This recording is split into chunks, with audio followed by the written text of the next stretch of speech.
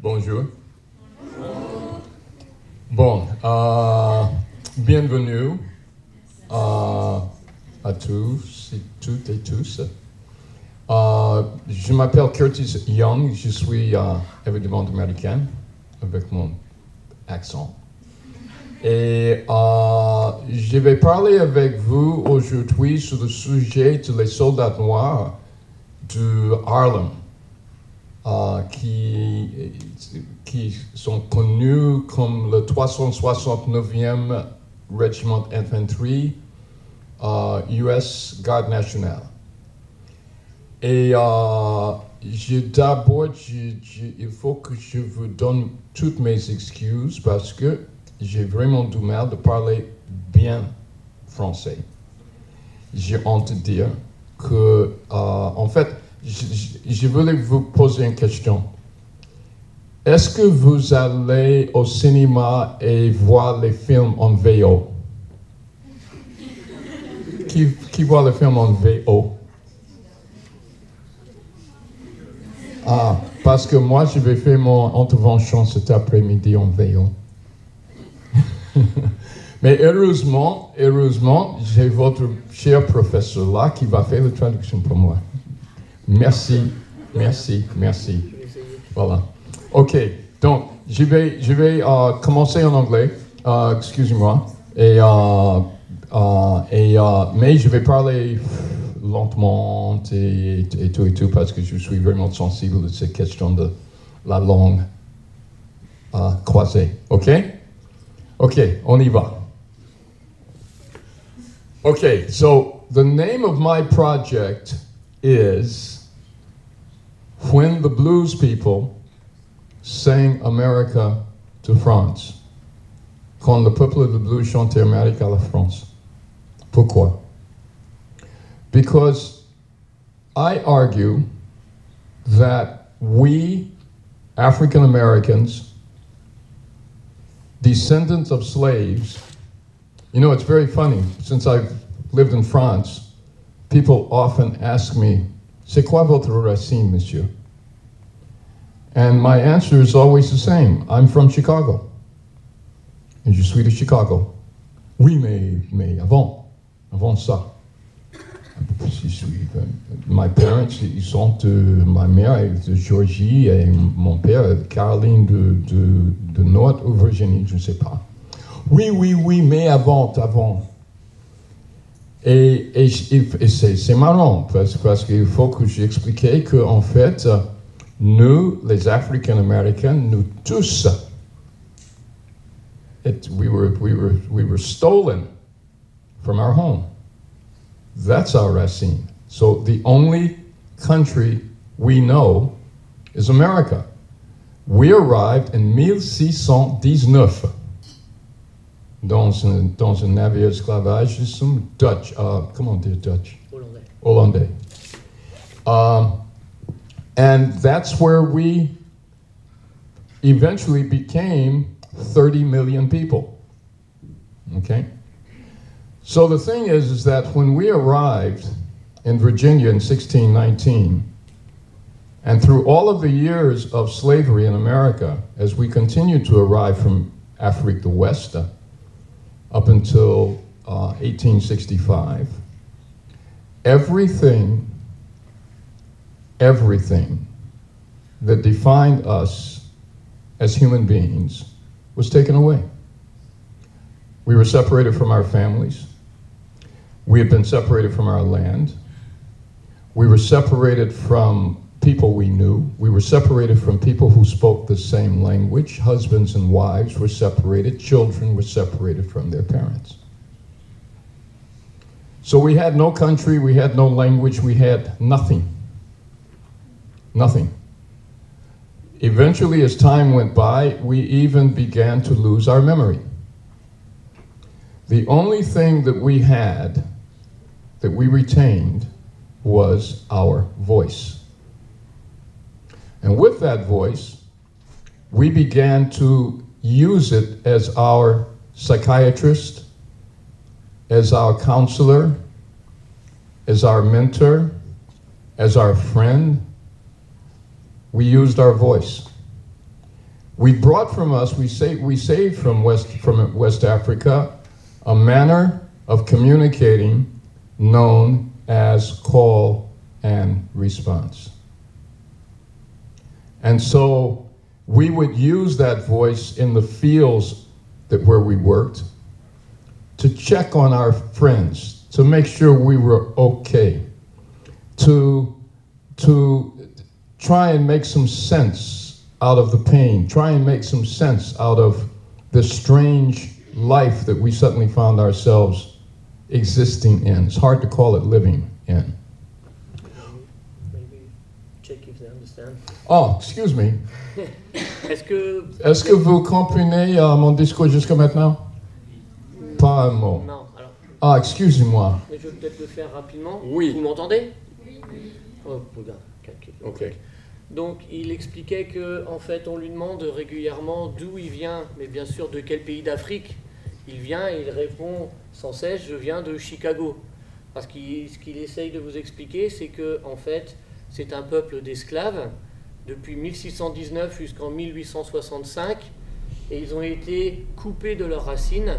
Les familles ont été séparées, les enfants ont été séparés des parents, etc. Donc, ils n'ont aucun souvenir, aucun lien avec l'Afrique, finalement. La seule chose qu'ils ont rapportée et qu'ils ont gardée, c'est leur voix. D'accord ? Ce qu'il explique, c'est ce qui reste de eux en tant que peuple uni, en tant que peuple africain, c'est la voix. Et rien d'autre, parce qu'ils ont été volés. Okay ? Ils ont été volés, mis dans des bateaux d'esclavage et amenés aux États-Unis. Et donc, la voix, leur voix, ils l'ont utilisée pour se rassurer et pour se reconnaître entre eux, essentiellement dans les champs de coton, dans le sud. Hein. Et donc, ils utilisaient leur voix et aussi une méthode qui s'appelle call and response. C'est-à-dire qu'en fait, ils appellent et il y a un groupe qui répond. Donc, c'est un peu les spirituals, etc. Donc, voilà. Ça va? J'essaye de raccourcir hein, pour pas que ça soit trop long après.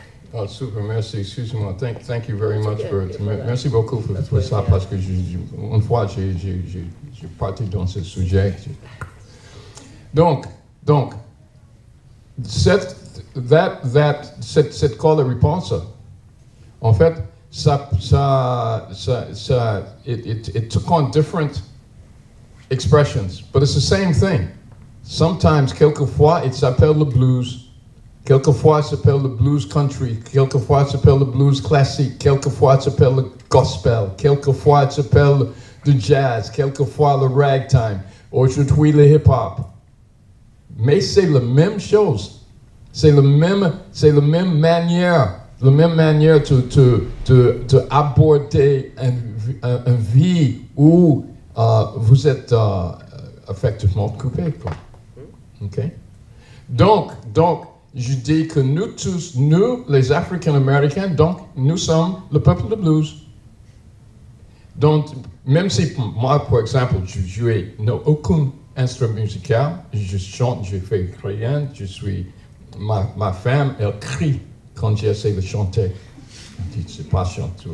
Mais quand même, j'incarne à travers mes souvenirs. Je parle de souvenirs dans la manière de Pierre Nora, qui parle des lieux de mémoire. Ok.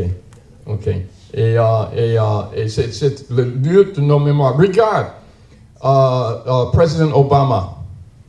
Regarde comment il marche. Hein? Il est le président, mais comment il marche? Il est un bluesman. He's a bluesman. Malcolm X, Martin Luther King. Across, nous sommes tous. Donc, dans le Grand Guerre 14-18, nous, les Africains-Américains, nous sommes arrivés là en France et on chantait nos blues à vous. OK? Mais c'est quoi? On a chanté l'Amérique, l'Amérique profonde, l'Amérique vraie. Il y avait un grand poète américain, il s'appelle Walt Whitman. Ça veut dire quelque chose, Walt Whitman? Il a créé un truc qui s'appelle la feuille des herbes. Comment? Leaves of grass. Leaves of grass in English. J'imagine la feuille les feuilles des herbes. Mais il a fait un poème en 1860, pour moi, c'est le hymne américain. Il a dit, j'entends l'Amérique en chantant. I hear America singing. Et dans ce poème, il parle de le mec qui travaillait dans le chemin de fer, le mec qui était un plombier, le mec qui fait le chantier, quoi. Et la femme le foyer, et tout. Et il a dit, j'entends leurs chansons à travers les choses qu'ils font. Donc ça, pour moi, ça c'est Amérique. Ça c'est Amérique. Et en 1926, un jeune poète américain, Langston Hughes, noir, il a écrit un poème, moi aussi, I too sing America, moi aussi. Je chante Amérique, il a dit, je chante Amérique en tant que le noir, le petit frère noir qui doit entrer dans le porte derrière, qui doit sceller le chaussure, qui doit faire le travail. Mais, moi aussi, je chante Amérique. OK? Donc, c'était ça. Pourquoi? Ok. C'était bien, c'était en français. C'est bien, vous comprenez? Donc Langston Hughes, peut-être parce que je connais, c'est moi aussi je chante l'Amérique, c'est un poème où c'est un jeune noir qui explique qu'il est dans l'arrière-cuisine et qu'il entend les blancs qui sont en train de manger dans la salle à manger, etc. Mais que lui, tout doucement, il grandit, il devient fort et qu'il est beau. Oui. Et qu'il est beau et que lui aussi représente l'Amérique. Voilà. Il n'y a pas que les blancs qui sont dans la salle à manger qui représentent l'Amérique. Lui, un jour, c'est aussi optimiste. Ouais. Un jour, il chante l'Amérique aussi. C'est histoire de dire je suis américain. Ouais. Voilà, c'est l'idée. Et Walt Whitman est un grand poète américain également, surtout sur la nature. Il a écrit beaucoup sur la nature. Oui, c'est un grand poète américain qui écrit beaucoup sur la guerre de sécession. Parce Walt Whitman, il est de Brooklyn. Mais quand même. Ça c'est un petit peu le repère, le Blues People. Mais il vient de où en 1914-18. Donc, l'esclavage aux États-Unis, ça a duré 245 ans. 245 ans. Vous vous souvenez, il y a 240 ans? Hein? À travers de 245 ans, les Noirs aux États-Unis n'est pas le statut d'un être humain. N'avaient pas le statut d'un être humain. Ils sont comme les animaux. On a un cheval, on a un cochon, on a un mouton et on a un esclave. OK? Donc, brutalement, après la guerre de sécession, en 1865, ils sont libres. Les gens regardent l'histoire, c'est magnifique. Mais c'est un truc, psychologiquement, de deux côtés. Les deux côtés, les noirs et les blancs, choquant. Comment faire? Comment, après, ma mère, mon grand-père, mon arrière-grand-père, mon arrière-arrière-grand-père, etc., m'a expliqué que n'est pas les êtres humains. Au jour du lendemain, ils sont les êtres humains comme moi. Comment ça? C'est vraiment traumatisant. Et pour eux, pour nous, vous imaginez le trauma d'esclavagisme. On n'avait pas un psychanalyste. On n'est pas... un psychoanalyste, un psychiatre. Un psychiatrique. On n'est pas Prozac. On n'est pas même un Doliprane. On n'a rien. C'est simplement, OK, allez vivre votre vie. OK? Donc, c'est un moment qui durait 13 ans. 1865 jusqu'à 1877, où les Blancs commençaient de remettre le génie dans la bouteille. Ils disaient, OK, ça suffit. on doit vivre dans ce pays. Nous sommes là, mais on doit être séparés.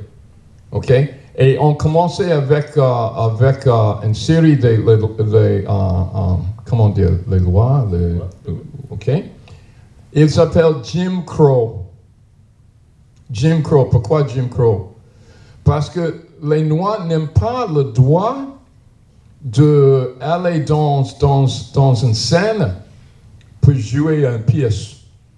En fait, ils sont les Blancs qui mettent les troupes noires sur le visage, sur les figures, avec le grand livre, parce que c'est toute une caricature hein, de nous, le grand livre, lèvres rouges, les grands yeux, parce que nous sommes toujours pères, nous les Noirs, les grands livres, les troupes, machin, et on danse et on fait le clown, parce que nous faisons le clown, c'est nous, les Blacks. Et le mec, il s'appelle Jim Crow. OK? C'est une manière de entertainment. De divertir les gens. De divertir les gens. C'est du théâtre, en fait. Voilà, c'est un théâtre. Donc, il commençait à passer les lois Jim Crow. C'est le code noir, en fait. C'est pas le même code noir de Colbert, hein? C'est le code noir, notre propre code noir. OK? Et notre code noir, on disait que si vous êtes noir et vous n'avez pas un cadre pour montrer que vous êtes engagé quelque part, en prison. Si moi je croise un blanc dans la rue et je regarde dans les yeux, en prison. Si je passe cède la voie dans le trottoir, en prison. On crée les prisons. Le plus fameux, c'est Parchment Farm. Vous connaissez Parchment Farm? Oui. I'm sitting right here for the rest of my days. Mose Allison. C'est une chanson, Parchment Farm. C'est une prison en Mississippi qui était en ordre. Ils prennent les jeunes, 8 ans, 9 ans, ils mettent en prison. Moi, si je quittais 8 ans, 9 ans, 10 ans, je quittais la maison pour aller voir mon ami et un blanc qui dit « Hey, boy, qu'est-ce que vous faites? Viens avec moi. » Et ils les mettent dans un camp où ils sont vendus dans une usine pour travailler. OK? Ils sont le Jim Crow Law. Enfin, en 1886, la Cour suprême aux États-Unis, dans un procès, il disait que la loi aux États-Unis, c'est que les Noirs peuvent vivre dans ce pays, mais ils doivent vivre séparés. Et c'était une loi qui existait jusqu'en 1954. OK? OK. Ça, c'est les États-Unis. Donc, la guerre 14-18, elle a commencé à peine 54 ans après la fin de l'esclavagisme, en plein Jim Crow, et avec quelque chose de très intéressant, parce que Abraham Lincoln, il a créé un parti politique en 1860 called le Parti républicain. Et de 1860 avec Lincoln jusqu'au 20e siècle, tous les présidents des États-Unis sont républicains, sauf un, Grover Cleveland. Et en 1912, Woodrow Wilson, c'était le premier président démocrate depuis avant la guerre de sécession. Il est de le Sud. Il était un suprémaciste blanc, on peut dire ça? Suprémaciste. Un suprémaciste. Et donc, la première chose qu'il y a, Washington, D.C., c'était bien intégré. Bien intégré. On dit Washington, D.C., Chocolate City. Parce que les Noirs peuvent vivre bien à Washington, D.C., ils peuvent travailler pour le gouvernement. Le mec, en fait, à la fin du 19e siècle, le mec qui a signé le billet de l'argent aux États-Unis, c'était un Noir qui travaillait dans le département le ministère de Finances. Oui. Il y a beaucoup. James Reese Europe, on va parler un petit peu de James Reese Europe, le grand bluesman ragtime. Il était né en Alabama, mais il a grandi à Washington parce que son père, à un moment donné, il a un bon job à le bureau de poste de Washington. Donc, ils sont déménagés à Washington. OK? Juste pour préciser, parce que je ne sais pas si tout le monde est familier avec la géographie américaine. Donc, Alabama, tout ça, c'est les États du Sud. Washington, c'est un État du Nord. Donc, c'était la grande séparation. Donc, les esclaves étaient surtout dans le Sud. Et donc c'était plus libre et ils vivaient mieux à Washington, ils étaient intégrés, vous avez compris, ça s'appelait la ville chocolat, même Washington, Chocolate City, parce qu'ils avaient les mêmes droits, non pas encore, mais ils pouvaient vivre à peu près normalement. Oui, à peu près normalement, il y a le commencement d'une classe moyenne qui commençait à bien installée à Washington, mais tout ça, c'est mettre fin avec Wilson. Quand il était arrivé à Washington en 1912, la première chose qu'il a fait, il a ségrégué tout le bureau de Washington. Il a ségrégé tout le bureau de Washington aussi brutalement, il a fait un écran. Si lui et moi travaillions dans le même bureau, Wilson, il a dit, on doit avoir un écran. Comme ça, je ne peux pas lui voir, lui ne peut pas me voir. C'est vrai, c'était vrai. Oui, he was a Democrat. Oui, parce que tous les démocrates, ils sont de le Sud. Ça, c'est notre histoire américaine qui est compliquée. Tous les démocrates, ils sont les anciens, comment dire, plantation owners, esclavagistes. C'est le parti démocrate. Le parti républicain, c'est le parti les abolitionnistes, le parti de Lincoln. Ça n'a rien à voir avec notre discours aujourd'hui, mais ça, c'est un truc qui a changé en 1970 avec Richard Nixon. C'est un changement. Maintenant, c'est tout l'inverse. OK? Donc, avec cette ségrégation à Washington, parce que Wilson il était un intellectuel, il était président d'une grande université, Princeton University. Il était un historien, OK? Et à l'époque, les intellectuels américains, surtout les progressifs, ils sont vraiment attirés par le travail de Charles Darwin. Et je crois que c'est son beau-frère de Darwin qui a commencé cette eugénisme. Donc, pour faire un être parfait. Quoi, voilà, pour faire un être parfait. Donc, Wilson, il était un eugéniste.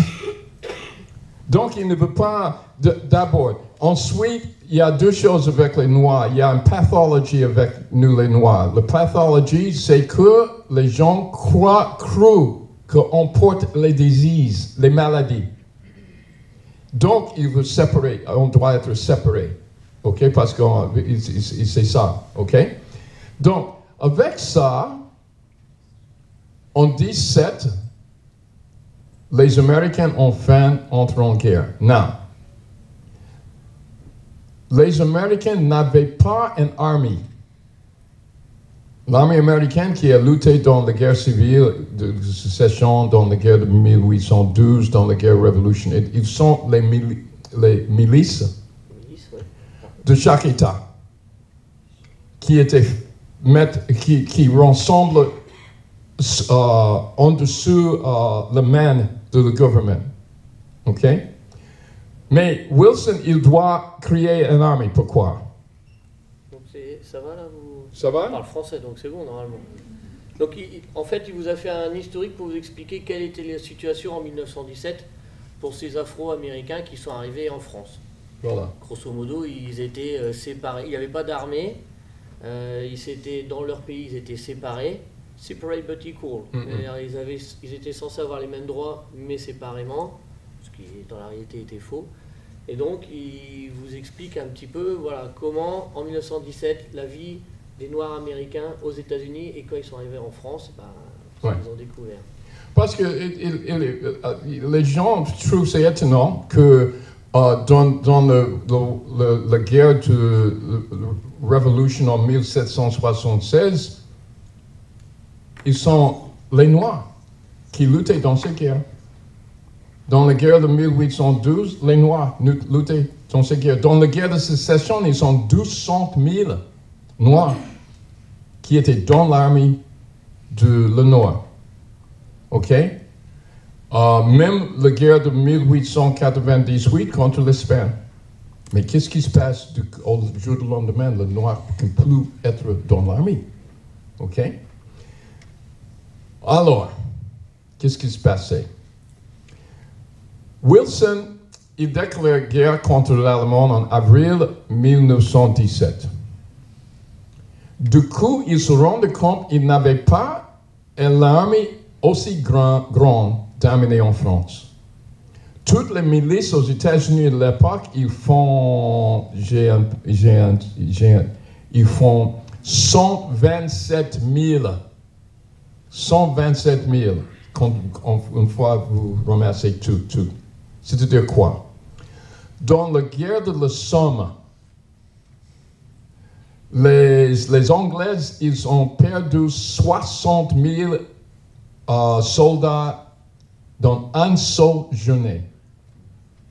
60 000. À la fin de la guerre de la Somme, qui durait 5 mois, il y a 500 000, imaginez-vous, 500 000 jeunes Britanniques sont morts. C'est-à-dire, nous, les Américains, on a une armée aussi grande pour durer une semaine, 2 semaines. Après, fini.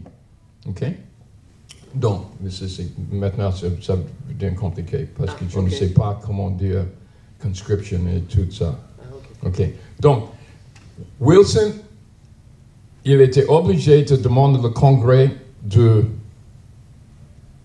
d'avoir des soldats, d'enrôler des soldats. Enrolling the soldats. Donc il a mis en place la conscription. I'm going to say it to you and then you can say it to them. Okay, we're going to do it that way. Okay. This is better. This is better. We'll do it this way. All right. So Wilson had to go to Congress and ask them for the Selective Service Act, which meant that every man between 21 and 31 in America had to sign up.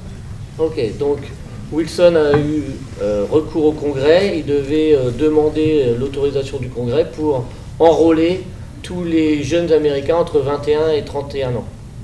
Okay. So, the blacks in America saw this is our chance to show that we're true Americans. We're going into this war. Donc les Noirs américains ont pris ça comme une opportunité de montrer leur valeur en fait. Et voilà, on est traités comme des inférieurs ici, on va leur montrer qu'on vaut quelque chose, qu'on est des vrais hommes, quelque part. But this created a big problem for Wilson because their question is, what do we do with these black guys? We can't give them guns, they will turn them against us. We can't give them guns to go to Europe and kill other white people. What do we do with these guys?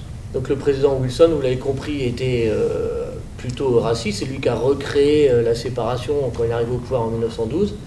Et il ne voulait pas des Noirs américains parce qu'ils avaient peur qu'en leur donnant des armes, ils allaient tuer les Américains blancs.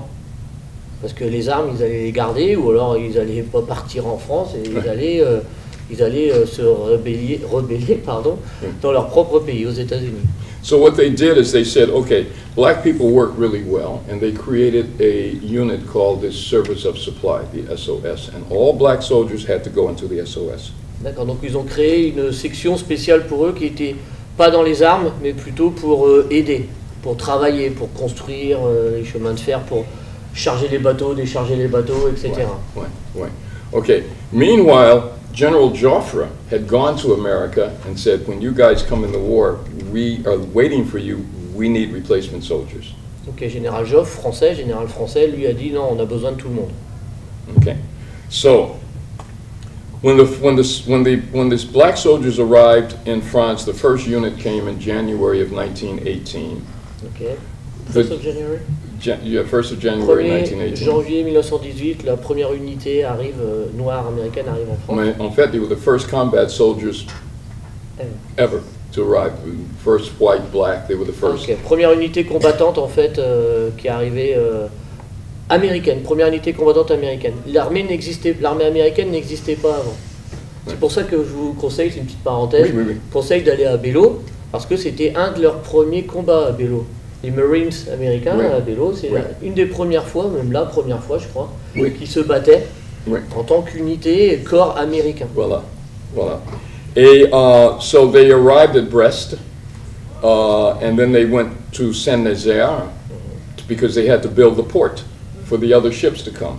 Okay. Donc voilà, ils n'avaient pas les armes, ils construisaient les ports pour accueillir les bateaux, etc., qui allaient arriver, les milliers de soldats qui allaient arriver. And meanwhile, General Foch and General Pétain went to Pershing and said, we need replacement soldiers. Okay. Donc Foch, Pétain continuaient de dire, nous on a besoin de soldats, pas de gens qui construisent, quoi. Mais enfin, in March of 1918, the General Pershing loaned the 369e to the 4th French Army under General Henri Gouraud. D'accord, donc le général Pershing, général américain, lui qui ne voulait pas commander les Noirs américains, non. Certainement pas, vu tout ce qu'on vous a dit, il ne voulait pas y toucher, ils étaient pleins de maladies, etc., donc hors de question. Il les a prêtés au général français, lequel? Gouraud. Gouraud. Henri Gouraud. Henri To Gouraud. the 4th French Army. Donc le 369e américain a intégré la 4e armée française. Les Français acceptaient de commander ou de se battre à côté de Noirs américains. And they wore le casque Adrien.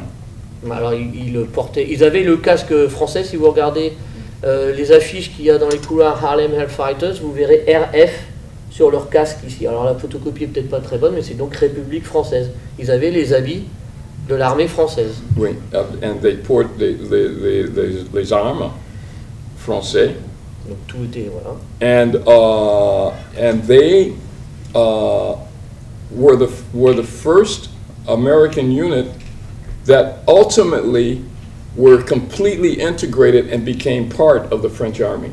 Okay, donc une intégration totale, ils étaient considérés comme des soldats français quelque part.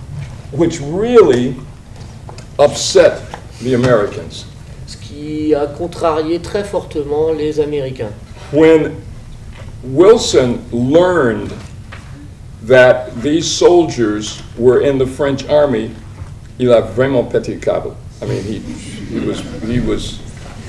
was very upset, and I'm looking for, because this is a long thing to translate, a letter that. Except with white women and so on. Exactly. You know about that. Yeah. Okay. There was a letter that was written. Donc Wilson a écrit une lettre au commandement français, les mettant en garde contre ce rapprochement, on va dire contre nature, de blancs avec des noirs. Ouais. Il y avait aux yeux des Américains énormément de danger à ce que les blancs combattent aux côtés des soldats noirs. Ouais. Et il a écrit une lettre, vraiment une lettre. Qui était, il était lu en haute voix à l'Assemblée nationale, et là, à l'Assemblée nationale, on disait non, on va continuer à accueillir ces soldats parce qu'ils sont, ils sont là avec nous. Ok, enfin bref, c'est-à-dire quoi? C'est-à-dire quoi? C'est-à-dire, il y a, ok, I need you. This is okay. You guys will understand one day. There was a great French thinker. His name was Louis Althusser, who talked about creating an ideology. That is, creating the context in which you believe whatever you believe to be true. It's a construction, all right, and we all play a role in this construction. Okay, so in America, we lived under the narrative, the discours that said blacks are blah blah blah blah blah blah blah blah, and people in America, they have a choice to say, yeah, that's true, and so I'm going to have nothing to do with them, or maybe it's true, maybe it's not, but I choose to have this black guy as my friend. Okay, but that choice is made under this ideological construct. Do you follow me?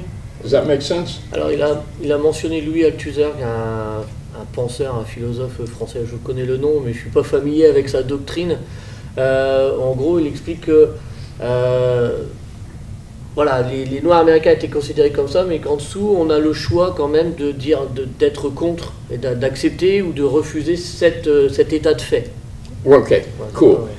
Here in France, the young soldiers from here, Château Thierry, from Soissons, from Dijon, they don't know anything about that ideological construct. All they know is ils sont dans le tranchée. Ils sont là avec les rats. Ils sont là avec le mort. Ils sont là dans un enfer. Et du coup, the blues people showed up. You know how we are, huh? Like, hey, what's up? Oh, huh? You guys have seen enough rap videos. You know how we are. We can't help it. We're the blues people. And you can imagine the smile this put on people's faces. And it created a relationship between France and Harlem that exists until today. That exists until today. Because you know what we brought with us to the trenches? We brought our music. We brought our ragtime. We brought our claquette. We brought our musical instruments. We brought all of our jazz with us. And French people loved it. And embraced it. And learned to play it. Django Reinhardt is an example. At the end of the war, we opened up les boîtes de nuit at Montmartre, Le Grand Duc, Zellies. People began to come and listen to this music, enjoy this music, and be together. And the soldiers went home in 1919 and said, over there, people treat us like human beings. Over there, we're normal people. And black people in America said, let's go to France. Well, I grew up, en tant que vieux schnook, I was not far away from that epoch, okay? I grew up in Chicago as a child hearing about how great France was, hearing about liberté, égalité, fraternité. That's why I became a historian of France. Because I grew up hearing about what a great place this was. This is a place where you can come and just be a human being. And so what happened was, black people started coming to France.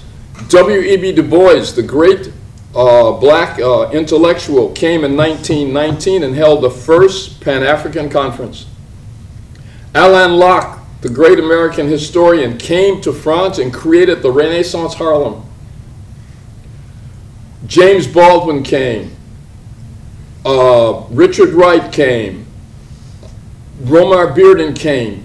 Painters, sculptors, writers, artists, filmmakers, dancers. Josephine Baker. Josephine Baker was a little... Josephine Baker. If I say Josephine Baker, they don't know what I'm talking about. En guise de... Right. Vous l'avez déjà vu, non? She was a little girl in St. Louis in 1919 when the soldiers who came home were stripped of their uniforms and lynched because white people did not want to see a black person in a military uniform. She saw that as a little girl and she says, I'm going to France. And she came here and had a great career. Je pense que c'était assez clair, non? C'est bon? No. Un tout petit peu. Donc en fait, ce qu'il a expliqué, c'est que en 1919, donc il était un petit peu avant.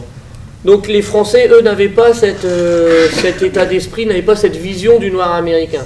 Donc quand les noirs américains sont venus pour combattre à leur côté avec les rats, la boue, les explosions, les morts, etc., ils ont dit bah oui, vous êtes avec nous, vous combattez, on a besoin de vous en plus. Donc ils ont traité comme eux, des êtres humains. Donc quand les noirs américains sont retournés aux États-Unis, ils ont dit la France c'est génial. Bon alors, bien sûr il y a la guerre, mais enfin, il n'y avait plus en 1919, mais c'est génial, on est traités comme des êtres normaux. Donc beaucoup de noirs américains, beaucoup d'artistes, il vous a cité James Baldwin, Richard Wright, je vous conseille Black Boy. Vous pouvez lire Black Boy, c'est un très bon bouquin. Oh oui. Donc Josephine Baker, vous devez la connaître, elle dansait comme ça avec les bras et puis des bananes autour de la taille. Elle a eu des dizaines d'enfants aussi. Et donc elle est très très connue. Et ils sont tous venus en France pour vivre une vie normale. Et ils ont amené avec eux la musique, le rythme, les instruments de musique. Il a dit qu'ils avaient ouvert les boîtes à Montmartre, etc. En plus, c'est l'après-guerre, donc les gens avaient envie de faire la fête. Donc ils sont bien pour faire la fête. C'est ça. C'est ça, c'est ça. Donc, what I want you to understand, you young people, is that we live in a society that is very divided now with who's who.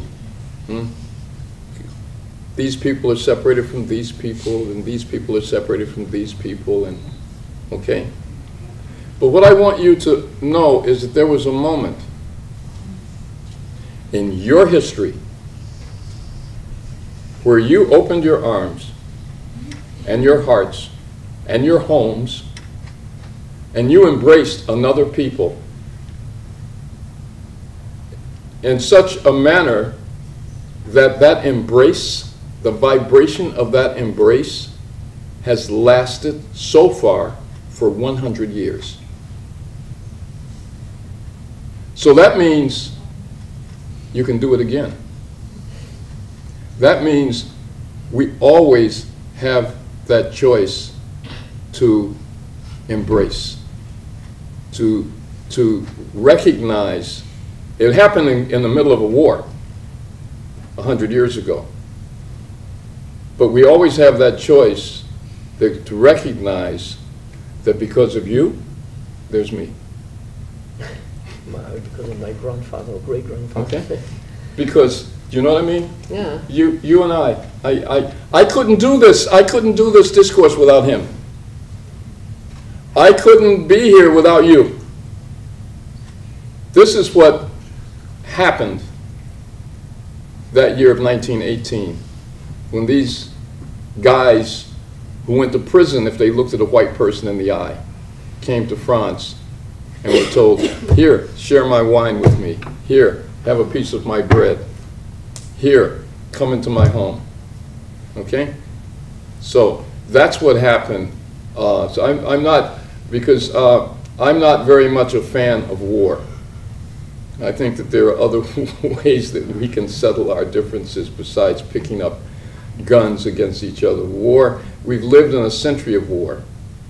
That war of 1914, 1918, after 100 years of virtual peace, has opened up a century where we've had nothing but war up until today, and my president is threatening war with another country for no logical reason.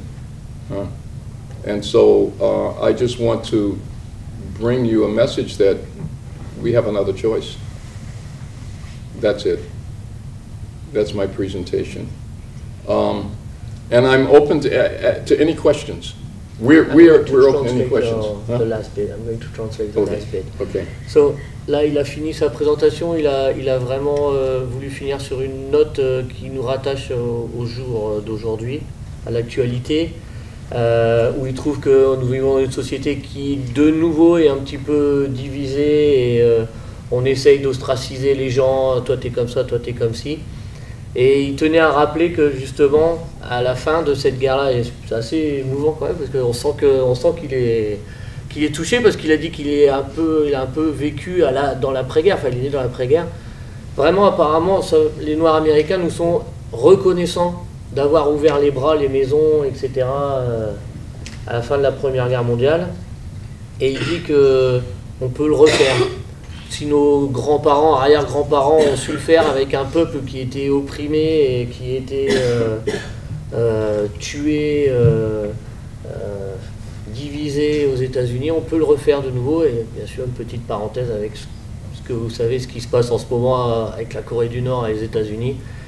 La peur que, effectivement, ce phénomène de guerre, il y a toujours un autre moyen de faire entendre ces différences et qu'on n'est pas si différent que ça en fait. Que si on peut le faire, on peut le refaire. Voilà. Ouais. Et si vous avez des questions, je suis content d'essayer de répondre. En fait, parce que ça c'est ça crée, Oui, ça division, crée une ça. barrière entre nous. Wall. Hein. Donc, tu vas bien. Les gens, ils prennent conscience plus en plus que cette legacy de l'esclavagisme aux États-Unis, c'est pas un mort. C'est vraiment vivant. C'est vivant. Et la bonne chose, si on peut dire, la bonne chose avec la présence de Trump, il a tiré de couverture de cette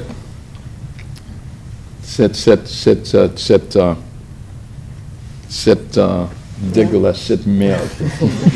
Voilà, c'est bien ça. Oui, parce qu'il est caché, oh, tout est bien, on a le droit civil, on a un président noir, et tout est cool aux États-Unis. Pas du tout. Oui, pas du tout. Non, donc, nous sommes vraiment un pays en difficulté. Parce que, imagine, nous sommes un pays, OK? Et on dirige notre pays. Et on doit faire plein de choses. La maladie, l'assurance maladie, le chômage, et toutes les choses pour notre pays. Normal, n'est-ce pas? Sauf, je ne peux pas que eux participer. OK? Donc, mon problème, comment je peux faire? Je ne peux pas que eux participer parce que, mais je veux que vous participez. OK?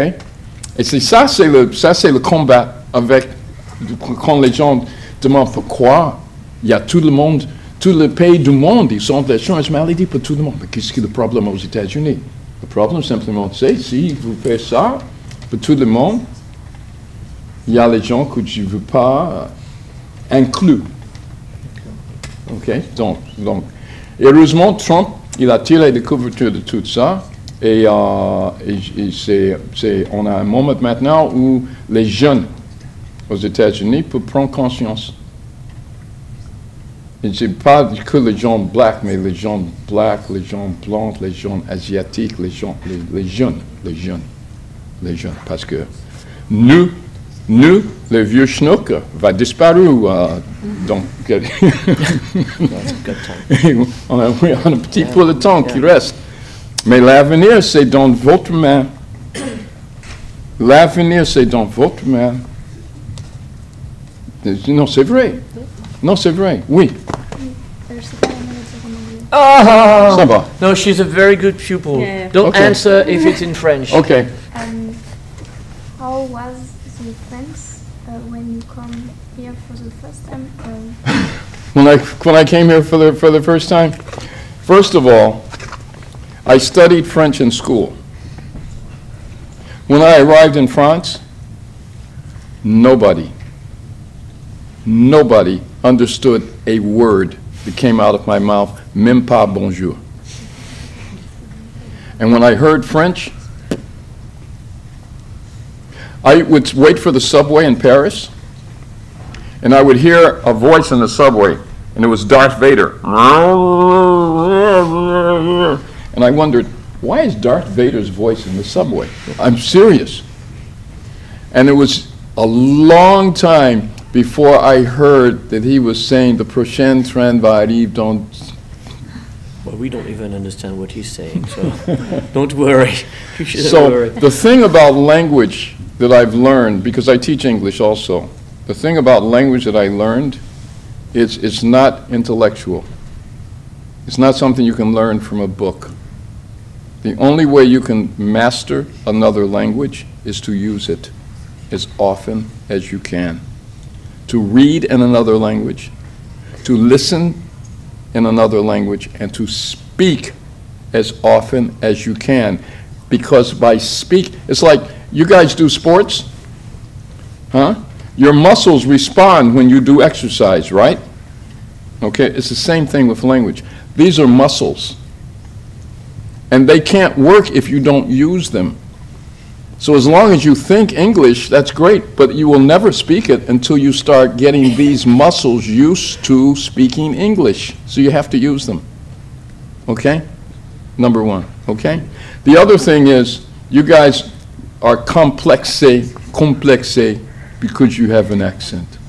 Moi, je ne peux pas parler français, anglais avec mon accent. I'm sorry.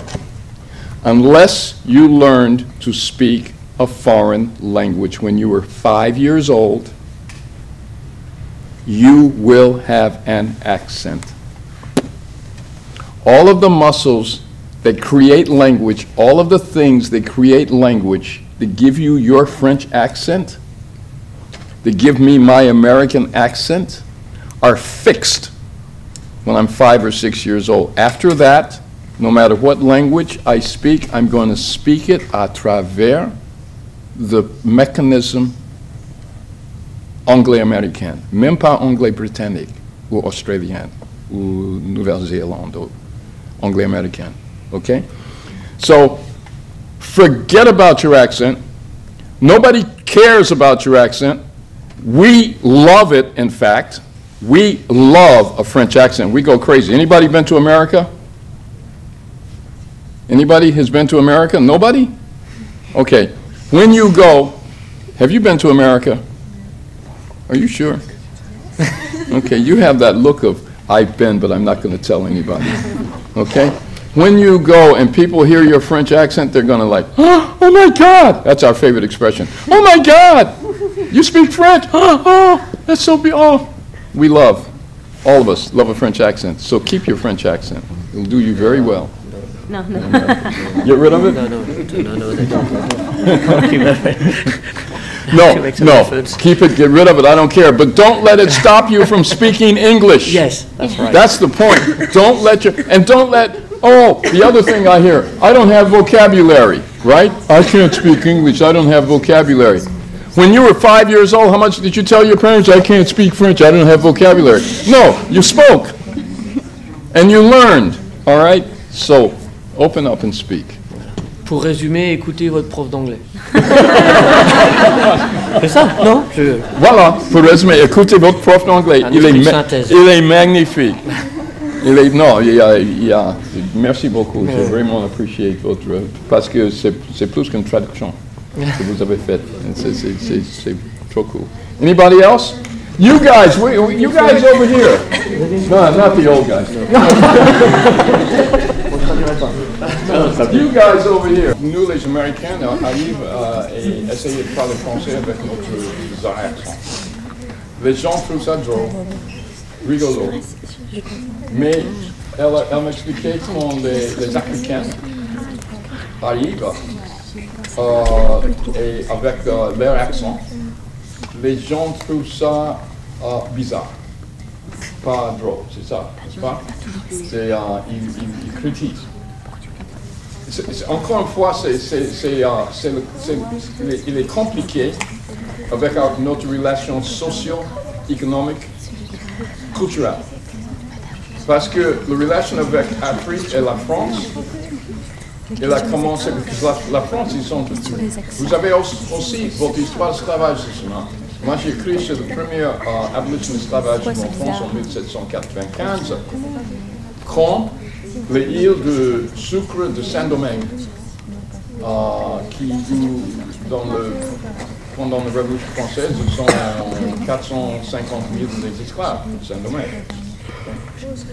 Donc, après ça, dans le 19e siècle, il y a la colonisation de l'Afrique de l'Ouest. Okay. Il a été créé autour, il y a plein de choses, c'est vraiment compliqué, mais une des choses, c'est la mission civilisatrice, pour justifier. Nous sommes en Afrique pour civiliser, pour emporter la langue, le truc, machin, ok? Et c'est pas un sujet que tout le monde veut parler, hein? Mais c'est dans l'histoire. Et en 60, avec la décolonisation, du coup, tous les enfants de la France viennent chez vous. Parce qu'à travers toutes les années, on disait, oui, c'est votre pays maternel, c'est la France. Même si vous êtes en Sénégal, à Côte d'Ivoire, machin, okay. Nobody expected that in the 1960s, decolonization was going to happen. Nobody was planning for that. And all of a sudden, now we've got all these people coming home. Wait a minute, hang on. We're not ready for that. And so the relationship between France and Africa was very difficult, and it continues to be very difficult. So c'est pas from drôle. Whereas the Americans, African Americans, have nothing to do with any of that relationship. We're the guys who do jazz and tap dance. We're funny. We play basketball. We play, you know, we're Michael Jackson. We're Michael Jackson, we're Beyonce, we're Jackie Robinson, we're Lerone Bennett, we are you know, we are cultural icons, we're movie stars, we're Barack Obama, we're all these kinds of things, and we try to speak French. That's cool. C'est pas the memory lesson. C'est pas the memory lesson. There's four sides to that story. There's the African American side to that story, and there's the French side of that story. There's the African side of that story, and there's the French side of that story. This is why in 1919, W.E.B. Du Bois wanted to have a Pan-African conference to talk about the diaspora.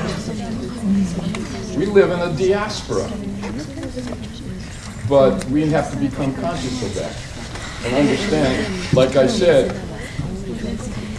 I recognize our connection. Has nothing to do with the color of his skin or the color of my skin. It happens to do with we sat next to each other and had a heart-to-heart exchange. Okay? Just like you and I are having right now. Okay? It's got nothing to do with that you're a girl and I'm a guy, and that you're young and that I'm old, and you're African and I'm an American. It has nothing to do with that. We're talking heart-to-heart, right? And that's what we've got to start doing. I had dinner with a friend of mine who's a filmmaker. He's a French guy. And he made a movie. I can never remember the name of the movie, but it's a movie that is about this young African, this young black kid in the ghetto. Can't remember the name of the movie. Anyway, one of the actors came to dinner, an African guy. And he said to me, he said, you know, this is really cool because white people, I'm never invited to white people's homes for dinner. And I said, I get invited to dinner. What's up? Okay. There's that divide that goes on because we don't know each other except within the context of our stereotypes of each other. And one of the things we have to begin to do is start, this is what happened in the trenches in 1918. We weren't looking at each other across stereotypes. We were looking at each other across our blood was running. Okay? And that's what created this connection. So one of the things we have to start doing is taking off the stereotypes and just start going at each other heart to heart. We all have the same heart. We all have the same heart. We all have the same desires, the same dreams, the same fears, the same wants, the same needs. We all have exactly the same thing. We just do it differently. My African friends eat manioc. I don't like it. Okay? We eat French fries. A lot of people don't like that. Okay? But that's superficial. What we have in common is we eat. We gotta eat. See what I mean? So, okay, it's a long way of answering your question, but there it is. Did you understand anything I said? Huh? Un peu. Can you help me out a little bit there? Tu n'as pas compris?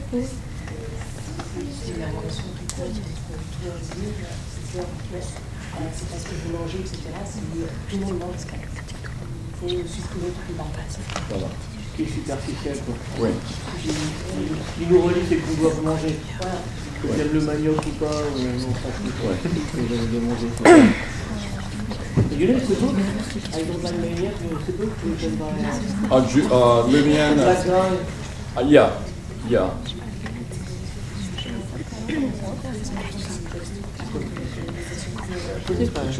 C'est ça.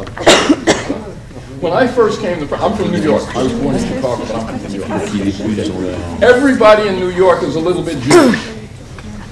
Okay? It's just, that's where we grew up. We use Jewish expressions. My neighbor the other day, because it's Jewish New Year, so my neighbor's Jewish. I know he's Jewish, and so I said to him, Shabbat Tov. Huh? How do you know that? I'm from New York. We all, okay? I'm a Buddhist, but we all, okay? So when I first moved to France, I had a really bad cold. And the best medicine in the world is like better than penicillin. It's better than Doliprane. It's chicken soup. Okay? That'll cure a cold. So I'm in Paris. I'm looking for chicken soup because it's going to make me better. I can't find chicken soup. And I happen to be working at the École des Hautes Études en Sciences Sociales, Rue Raspail. And I went into a restaurant finally. I said, you guys, do you have chicken soup? You have chicken soup? And I said, bah oui, installez-vous. Et il m'a emmené un bol. Soupe, mais c'est une soupe bizarre parce qu'ils sont des courgettes, ils sont carottes, une soupe. Et il m'a envoyé, il a amené un plat avec un grain.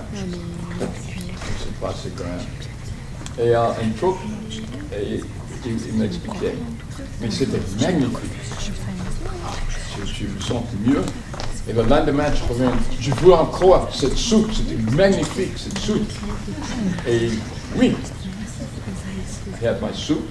The next day I went back, I told a French friend of mine, this soup, this is better than Jewish chicken soup.